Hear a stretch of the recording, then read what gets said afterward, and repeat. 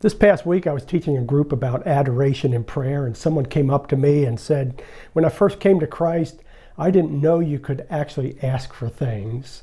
All I knew to do was just to worship when I prayed. Later, when I found out you could ask for things, most of my prayer ended up being that way. And as I look back on it now, I really miss those times of praying with my hands behind my back. It's a good way to put it, isn't it? Yeah. Welcome back to the Roundtable. We're studying and discussing the topic of prayer. We've been using J. Oswald Sanders' book, The Power of Transforming Prayer. Mm-hmm.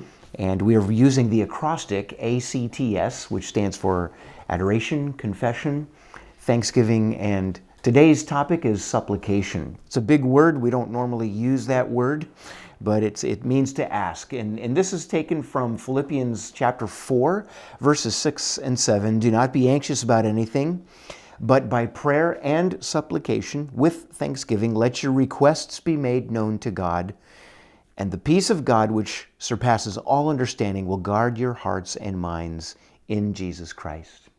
So Dwight, why did Paul teach and say by prayer and supplication? Why didn't he just say prayer? Well, that phrase, prayer and supplication, is actually used over 50 times. So there must have been in their mind some distinction there. So, in the first century, the worship of gods was everywhere. It was just part of culture and society. And you had so many gods because each one had their own unique personality. You would pray to one in a time of desperation and pleading. And that actually is what the word supplication means. It'd be like a beggar. You would then pray to another god for your daily needs, just your average everyday offering that you would give. Either way, though, you had no promise of any relief. There was no assurance that the gods would listen to you or even care because they were capricious, aloof, self-absorbed. So what a difference that the Christians could offer the world. Yes. And as Paul is teaching this, as Christians pray with a sense of confidence, prayer and thanksgiving and supplication. When he says whatever the situation, because he says don't be anxious about anything, that word anything means anything, whether it's for safety on a trip, whether it's a job interview, whether it's a sick child, something very desperate. God invites, he welcomes us to ask him and make that request known. You love the way he puts it, just ask. Yes, right? Whether it's a prayer of desperation or request, he's inviting, encouraging us to ask. The awesome thing is he assures us that whatever it is, when it's done with thanksgiving, he will bring peace in our storm. He brings protection over our hearts and our minds. And whether that request is trivial or whether it's desperate, we can come boldly into the throne room where we can find grace and mercy in our time of need. So it's that little phrase, prayer and supplication with thanksgiving. It's easy to overlook, and you mentioned it, but how important it is for us to make sure that as we're coming to God, we are coming to God with that disposition of gratitude. Yes, and that's why, when we do study on different doctrines and theology, it's so important we keep things in their context. And with the study of prayer especially, that little phrase with thanksgiving is not just tagged in there. God is not a cosmic vending machine for us. And notice there's no promise here that God is going to give you whatever you ask for. Instead, he gives you what you really need, which is peace, confidence in his dealings with us. And I like that guarding our hearts and mind. To me, it's like a disciplining of our emotions and our thoughts. It's a stark contrast to the gods of our imagination. Yes, it is.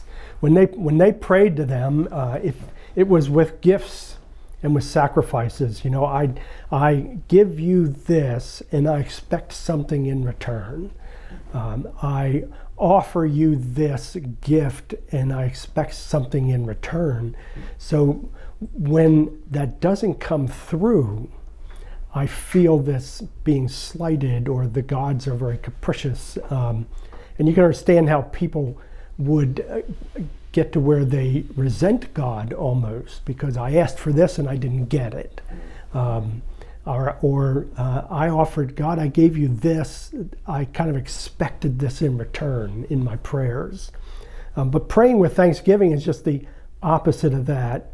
I may hope, I may wish, I may desire for whatever I'm asking. He doesn't say don't ask for things that you're wishing for. I can ask for those things, but I'm thankful that God is going to do what is best for me and what will bring glory to himself. So when we pray with thanksgiving, we are really surrendering our will to the goodness of God in humility, making requests, but asking God to respond to us with what is for our good and his glory, knowing that he desires to give us good things. He does, because he is good. And, Yes. and Jesus said numerous times in the Gospels, whatever you ask in my name, the Father will give it to you, right? So that's a striking promise, right? It is. So what that causes us to do is to really focus in on what does it mean in my name. We want to make sure that we are praying God's will. Yes. Right? Yeah. So when Jesus says, whatever you ask in my name, I will give it to you. Yes. Unpack that for us a little bit. Well, there's so many topics, so many ways we could go with this. I feel after just these 4 short weeks that we're going to leave a lot on the table. So hopefully we can come back to this again. But let me just finish up touching on that with something that's really I found striking from one of the chapters in the book. It's really is your question. How do I know when I'm praying then that I'm asking for something that God wants, that would be in his will, that would be for my good? I don't know. I've got an open-ended request, and I don't know if that's something God wants or not. So what's really helped me to think about this is as I would ask a good father. So there are times when I ask God for something that I know he also wants. It's in his desire, and that's when I pray for something that he has revealed to me in Scripture that is in his will. For example, I was thinking of 2 Timothy chapter 2, verse 1. First of all, I urge that entreaties and prayers, petitions and thanksgivings, there's thanksgiving, be made on behalf of all men, for kings and all in authority, in order that we may lead a tranquil and quiet life in all godliness and dignity. This is good and acceptable in the sight of God, our Savior, who desires all men to be saved, and to come to the knowledge of the truth. Anytime we read in Scripture, God says, this is acceptable, this is good, this is pleasing to me, the antenna ought to go up. Yeah. So when he says, pray for these people in authority, when I do that, I am asking God to be working in their lives. Mm-hmm. That's something he desires, and he desires me to ask that. To pray with thanksgiving and to pray in his name is another way of saying that is, Father, I want what you want. Yes. So, and that's why we must know him according to his self-disclosure. Mm-hmm. We need to know what it is that God wants and desires, what his purpose is, his desires are. And then we come to him and ask him in the disposition of saying, thank you for what you've done, for who you are. I want what you want. Yes. Just as a side note, with my care group a couple weeks ago, when Nate and Laura Clonch went to Papua New Guinea, mm-hmm. I sent a note out to my care group and unpacked Colossians, where he says, every time I think of you, I pray for you in this way. Mm-hmm. And we unpacked that and asked them to be praying for Nate and Laura this way specifically, in traffic, in hot, steamy days, when the baby's crying on a crowded subway. And we did that as a group. I got a letter back from Nate the following week where Nate responded to me almost word for word what we had been praying for him, because that's what God desired for them. Was what he had put in these scriptures. So the question then comes up, well, what about if I ask God for something and I don't know what his will is. Well, what's really good about the verse, he says, pray about everything.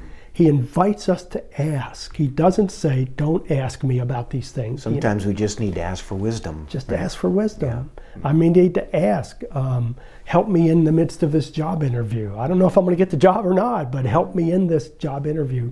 To do what? Well, you could read enough scripture to be pleasing to him, to be honest, to do this with integrity, et cetera, et cetera.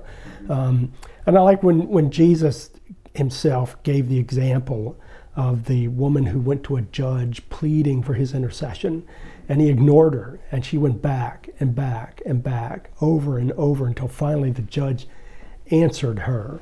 And this is coming from Jesus, where he's saying, go ahead and ask. It's okay. And that's very encouraging for me, And there's a stark contrast in that from an uncaring judge to a father who loves us, who is good and who loves us, and the contrast bears out there. And I think what you're bringing out here is that we can rest confident as we come before God in our prayer. We adore Him, we worship Him, we give thanks to Him. We confess before, we say the same thing He does, and then we come to Him with this disposition. I want what you want. Yes. Please give us what you want. Yes. Sort of thing. We can rest confident in the goodness of God. And that brings us joy. What Paul says in Philippians 4, and the peace of God, which surpasses all understanding, will guard your hearts and minds. Yeah. And there's that settled satisfaction then in the goodness of God. Yeah. That, quite frankly, Dwight, sometimes I have thanked God for not giving me what I asked for. A couple times or many times? There have been times. Because He knows so much better than I do. And I need to trust in the goodness and the providence of God, that He sees the big picture. He knows what's down the road. And there's been times when I have thanked God, thank you for not giving me what I asked for. In that sense, I ask in Jesus' name. In other words, I want what you want. It's another way of saying, not my will, but yours be done. And even Jesus prayed that, didn't He? Yeah. So there are times when we are not sure what is the right thing to ask for. But we come with the right disposition of humility and gratitude. Yes. I want what you want because you are good. Yeah. And that gratitude develops that settled satisfaction, that happiness, if you will, in our lives. Gratitude produces happiness. So, very good. Thank you for leading us on that study of unpacking the idea of supplication, of asking God. I think it's important that comes toward the end. There's a lot of things that should come before that. Yeah. Our adoration, our confession, our thanksgiving, and make sure that when we come before God, our attitude is where it ought to be. Our attitude is worthy of what God deserves.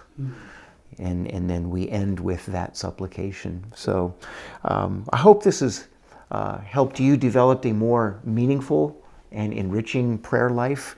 And Dwight, I know from your testimony, it has helped you, and you have shared that with others as well as here on the Roundtable.